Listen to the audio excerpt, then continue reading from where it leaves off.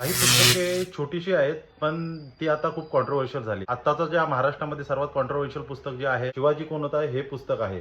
पण तुम्ही पाहायला गेलं तर अशीच खूप सारी पुस्तके आहेत, की जी पुस्तकं आपल्याला वाचणे खूप महत्त्वाचे आहे. त्याच्यानंतर दुसरे, देवळाचा धर्म आणि धर्माची देवळे, शेतकऱ्याचा असूड, गुलामगिरी, अशी खूप सारी पुस्तकं आहेत जी आपल्याला वाचायला पाहिजे. पण आता फक्त छत्रपती शिवाजी महाराजांचा एकेरी उल्लेख होतो म्हणून ह्या पुस्तकाचा आपण निषेध केला पाहिजे का? नाही. हा पुस्तक वाचलं पाहिजे.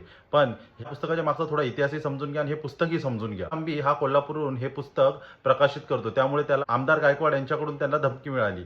पण हे पुस्तक 1987 मध्येच प्रकाशित झालं होतं. कॉम्रेड गोविंद पानसारे यांनी लिहिलेलं हे पुस्तक आहे.